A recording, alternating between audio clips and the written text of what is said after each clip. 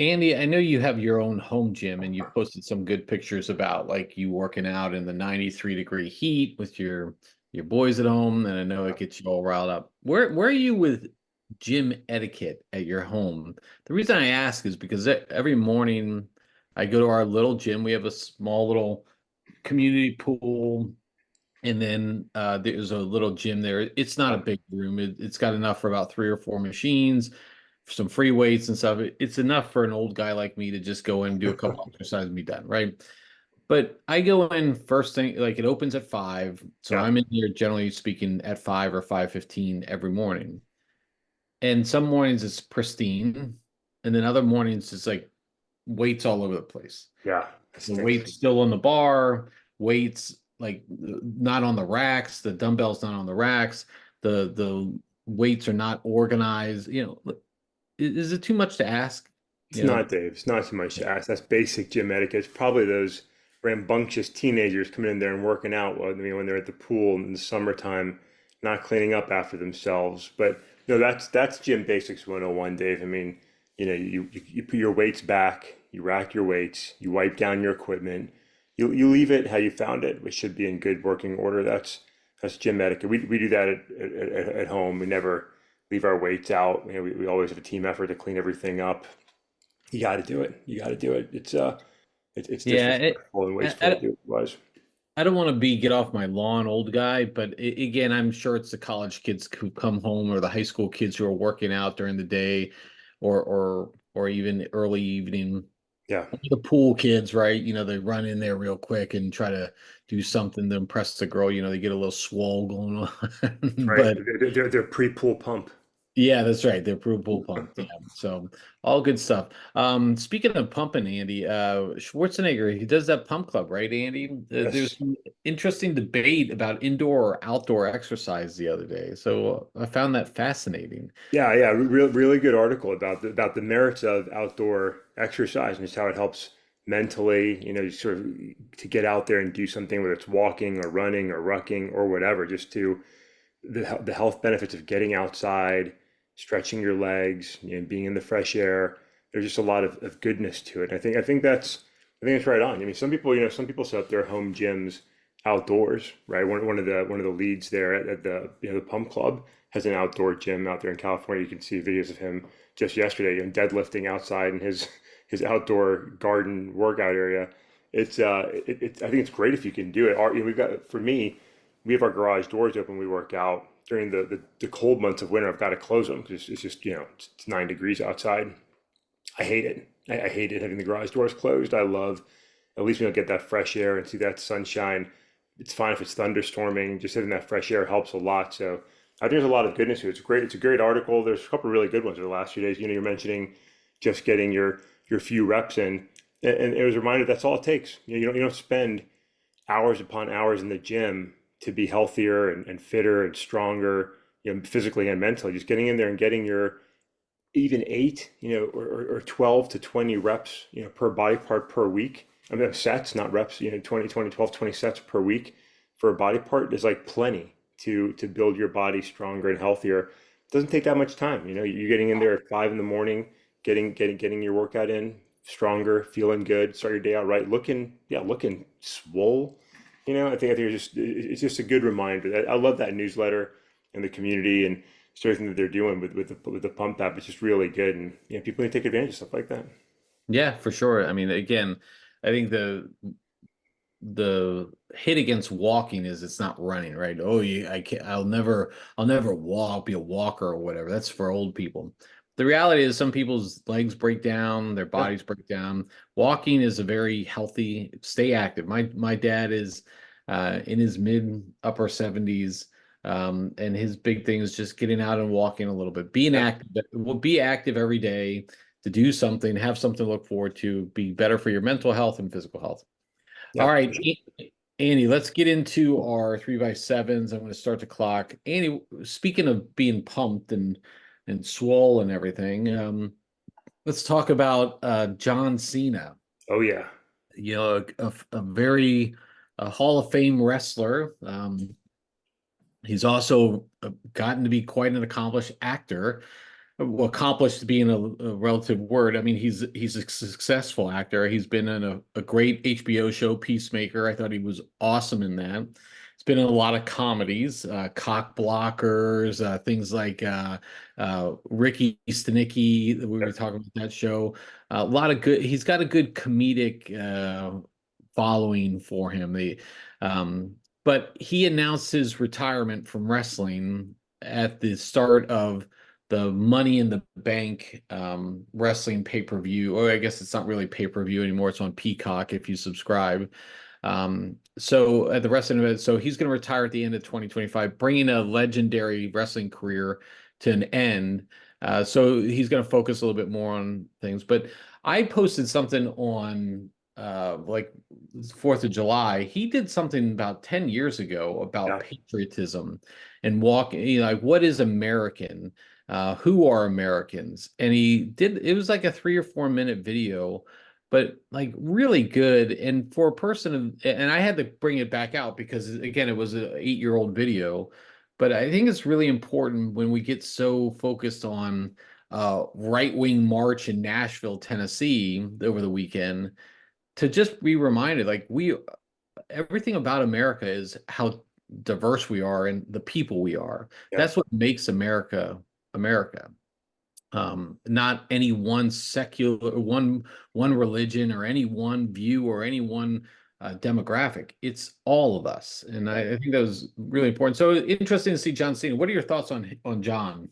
Yeah, I mean, I'm a big fan. I mean, he's I think he's just such a positive force out there, and he doesn't take himself too seriously. Yet he touches a lot of serious issues a lot of the time. I mean, he'll talk. His social media is all positive encouragement, motivational type comments, and it's just making a positive statement a day. But it's something that with all the people who look up to him and follow him and admire him is encouraging for folks. And then he gets out there and does fun entertainment, right? Whether he's playing Peacemaker or he's hosting, he's talking about Shark Week or whatever sort of comical character he's in. It's positive energy, and then he has a platform to go out and do things like you just said. You have to talk about, this great country, and he's always celebrated America. Sort of just really trying to rally people to positive ideas, positive perspective, and it's just so great to see. There's so many people that seek notoriety in all these negative ways, right? Build their hate-filled communities, put down different people, divisive politics, whatever. And he's never like that. And I think it's really great that when you see his work ethic and the sort of the way he is so disciplined and really tries to live a healthy life and a positive life. There's a great recent interview in the Wall Street Journal, very short, just kind of going through his routine and how he tries to stay focused and the things that he does. And again, it's serious, but there's also a lot of non-seriousness to it. He still has a lot of fun, right? He talks about having just his goof off days. He talks about being able to go out and enjoy a meal, in addition to watching his nutrition. And it's just a very good example, I think, for people to see a guy that's, look, one of the funniest looking people. I mean, he's such a cartoon character of a face, but he's been so disciplined in training and working hard. And he's been a hugely successful wrestler.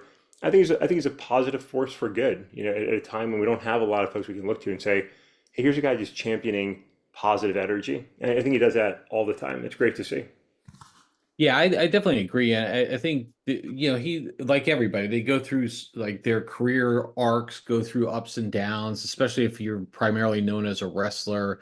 Some people may like him, some people may not like him. He was in conflict with The Rock, and so there was like this, was there a real feud or Yeah, not? Because The Rock was a superstar and he was a wrestler. And now they've come back together. So there's a lot to it. But I think this is a guy who, like, I love what he's doing. Just yeah, frankly, like he firmly believes in what he believes and he's standing up for what he believes in, even if that may be against social what his fan base may think of him. yeah, And I just love the fact that he's done this. I think it's a great I think it's a great role model, frankly, for so many people. And so when you see people like John Cena do that, I think it's important. And look, you can say, oh, he's just a wrestler, dumb jock, or whatever, but he clearly not. I mean, he's clearly stands behind some very strong ideas, and I can definitely get behind that. I'm not going to say I always agree with everything he's saying. I 100% agree with that video, and I encourage you yeah. all to see it. But But I think it's great for him to take a stand and get behind what he believes. And I wish more people would do that instead of trying to gauge the polling numbers. Like, oh, what is is my brand gonna suffer because of X, Y, or Z? And the reality is, yeah, I mean, I think if more people did what John Cena did, I think we'd have again, you're not going to agree with what everybody believes in or what everybody supports, but at least can respect somebody for that, and if they stay true to that, other than just bowing to what the winds may blow. So, some interesting thoughts there for sure. Yeah, I agree, Dave. I think, like we said, a positive force, a positive influence. It's great you guys use your platform for good, and I think he is doing that. You don't agree with everything he says, but a guy doesn't seem to be trying to cause any harm, and I appreciate Yeah. that. All right, Andy, we'll wrap up this first segment here. Let's go to our second segment. I'm going to hit with you with three hot questions Oh, in this 7 minutes, Andy, okay, all right. all about politics. Yeah, Okay, so let's start. RFK Jr., Andy. He's kind of been off the radar a little bit, but when he has come up, it's not always been for necessarily good things. It could be eating a dog, yes, or it could be sexual assault allegations, Andy. He kind of sideswiped those allegations. I'm not a church boy is something that he's claimed. yeah.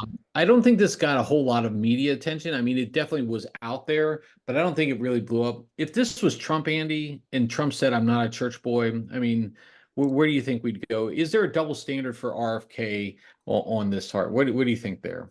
I don't think so. I think it's the media is generally being dismissive of RFK Jr. I think the less news, the better for Republicans and Democrats. And so, while things did pop up, and I think the eating a dog story may have been fictitious. I can't remember. I thought something about that. I have to double check that. But I mean, look, the comments they made about not being a church boy, some of his the sort of sexual pressure allegations. I mean, that's not a good thing. Right? It's never a good thing to see that. But he's owning it. I mean, people might not like his answer, but he's not denying what happened.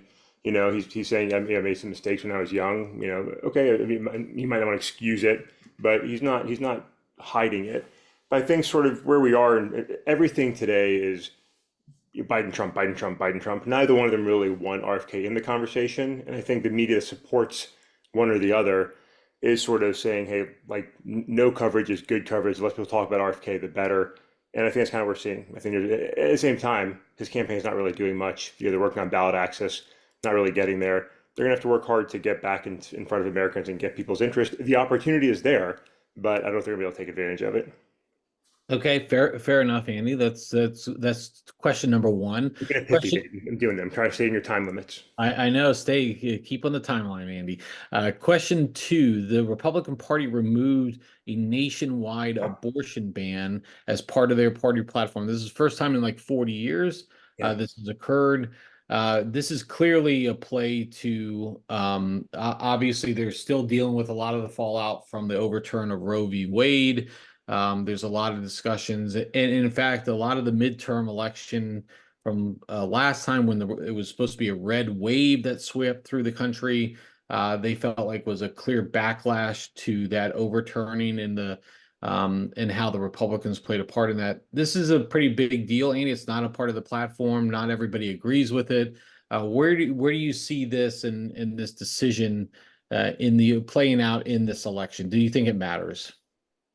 No, I don't think it matters. I think, I mean, this goes along with the Roe v. Wade decision of really his a state level decision. Interesting to see it removed from the platform because, that still sort of is a position supported by many Republican voters, right? A lot of, church going Republican voters, right?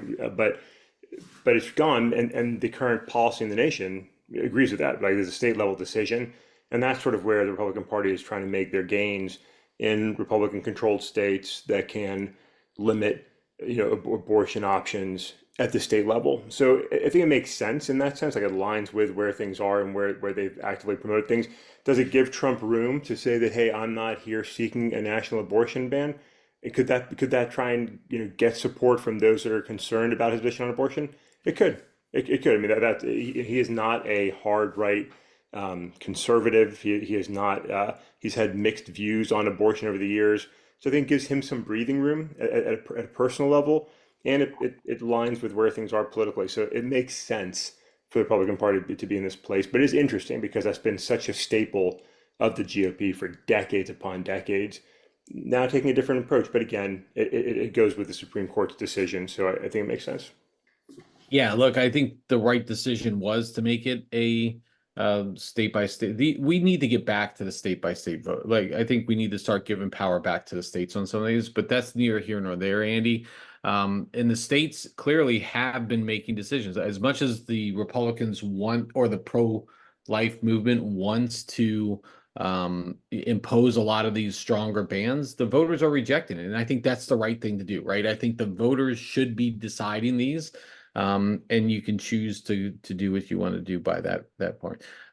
This coming, look, my mom was a strong pro-life person. She was at the marches. She went the National Right to Life marches every year.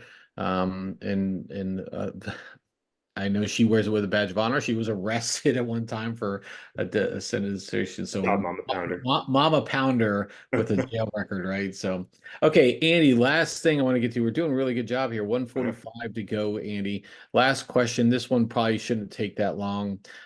Trump unhinged is the remarks we see a lot. Trump came out on his Truth Social platform that is tanking in the stock market, but on his Truth Social platform, railing against social media, railing against voter fraud, railing against Mark Zuckerberg, Andy, or Zucker Bucks, I think is what he called him. So, what do you feel when you saw Trump unhinged? I've never seen Trump not unhinged, so I'm not really sure. It's where we are. He picks his targets. Um, the Trump Musk sort of alignment. The fabricated stories of utter nonsense that have no substance, no basis.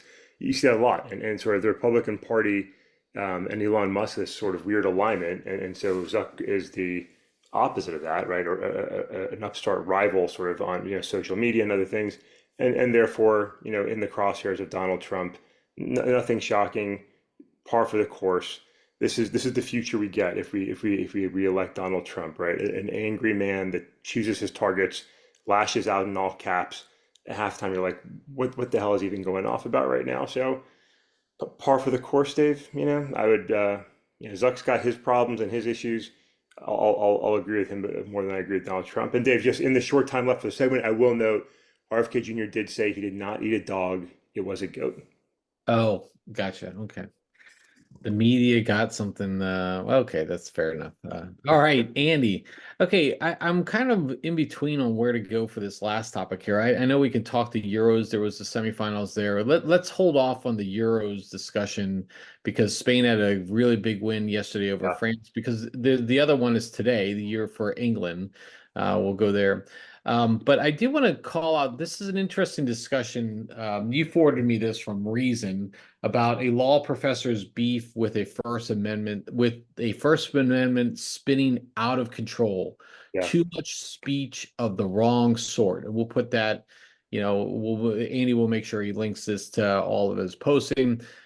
Even though this individual praises judicial decisions that made room for dissenters and protected robust political debate, this professor thinks pushes for sweeping rationales for censorship. The First Amendment is spinning out of control. This is from Columbia Law professor Tim Wu. He warned in a New York Times essay, while he essentially agreed with the decisions that he thinks have interpreted freedom of speech, he thinks have interpreted his freedom of speech too broadly. His complaint amounts to a rejection of the premise that the principles should be applied consistently, Yeah. especially when it benefits speakers and messages he does not like.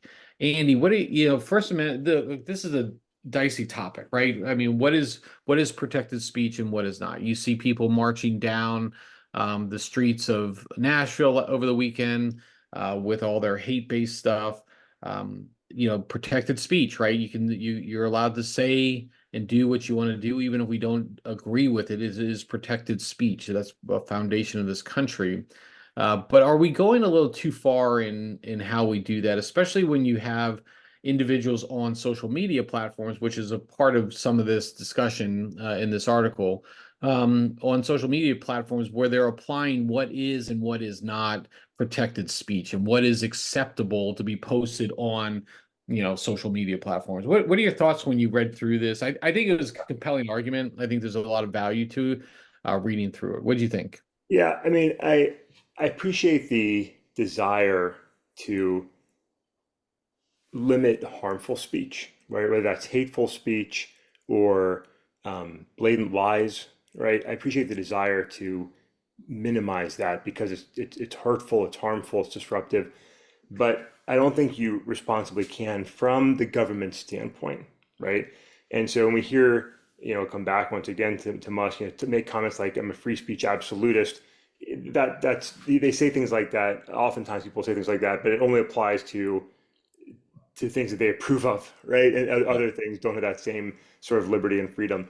For the government, I really think you can't cherry pick what people are allowed to say or not say. It's an impossible mission that leads to certainly unintended consequences, limitations, and bans that are unhealthy for the population. So from a government standpoint, regardless of one's argument and maybe the merits of those arguments, the government just simply can't impose speech limitations. You have a right to be a dick, to be an asshole, to be a stupid, ignorant Nazi marching through the streets of American cities, to spread lies and propaganda in all capital letters. Like these are all things you're allowed to do. We heard a presidential candidate on stage for an hour and a half in a presidential debate with nothing but fabricated statements and misinformation. Like you're allowed to do that, and it's a responsibility of Americans to respond to that, to find the truth, pull out the truth, whatever it is. That allows for really hurtful, harmful discussions. People blatantly lie. People say really mean, cruel things.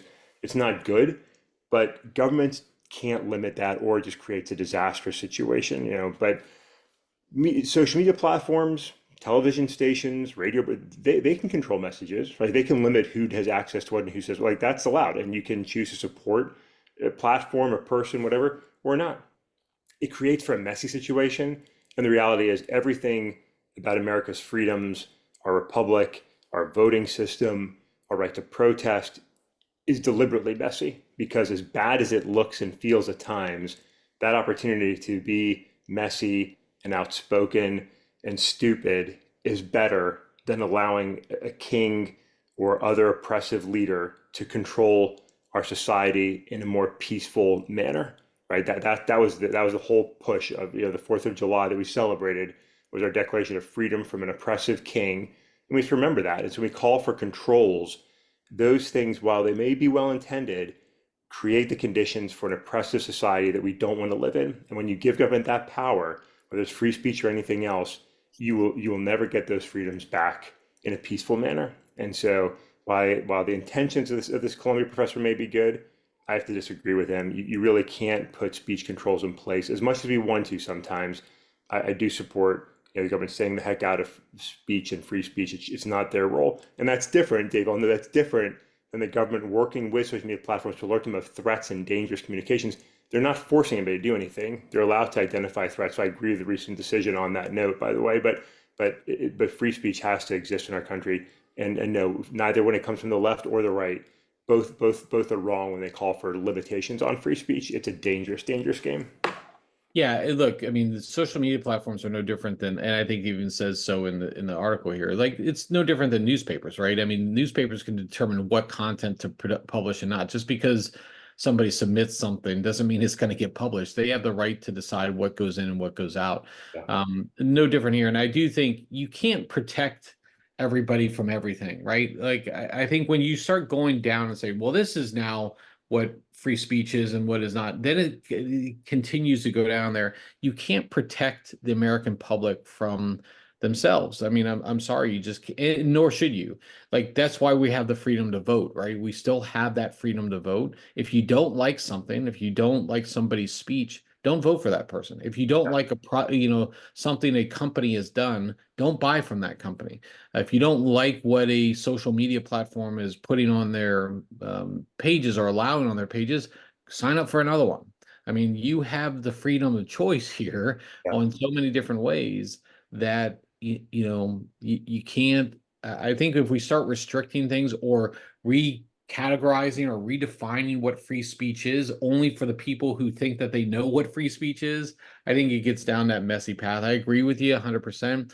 I can understand the perspective, again, when you have dumbass people doing things, but at the same time, we have to be very careful with that. Definitely a slippery slope.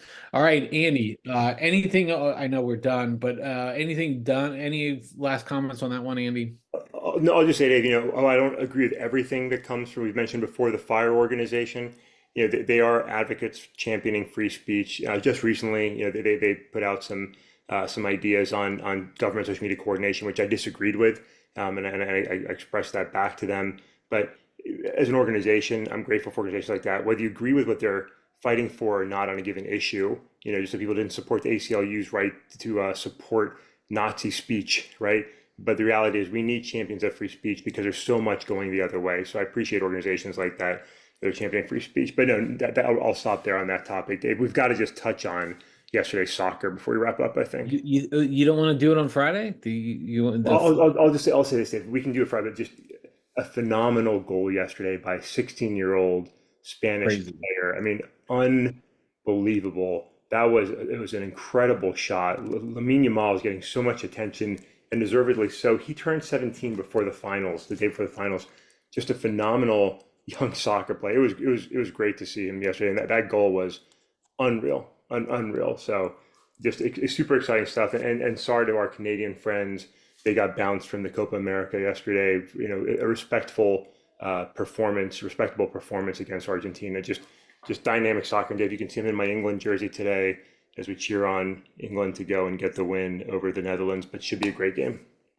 Yeah, very, very fun. It's going to be a good game today, for sure. And then the finals this weekend is going to be amazing. So, regardless, it'll be great. Look, soccer failures are not just exclusive to the United States. We talked a little bit about how the little disappointment about soccer and are we in the right direction or not with the United States, and do they have the right coach? Can we fire the coach? All this other stuff. Every time a team loses, soccer is so intense. Every time one of these premier teams loses, the first thing comes up is should the coach go? I've never seen more coach. Well, I can't really say that. Pro football is the same way. Yeah, But like Brazil is going through their own struggles. They didn't quite make it as far as they should feel like they should in the Copa Cup, and now they're questioning all their leadership as well. So good times in the soccer world. it So. is. It is exciting times for sure. Yeah, and then you have the Olympics coming up. So we've got an exciting summer, Andy. The summer doldrums we're going to pick up here real soon. Football training camps opening up, the Olympics, the soccer finals, a lot of good stuff coming up here, Andy. So, Sure, for sure. A lot of good stuff. all right, Andy. With that, great pod today, Andy. Great pod. So, with that, I will catch up with you next time.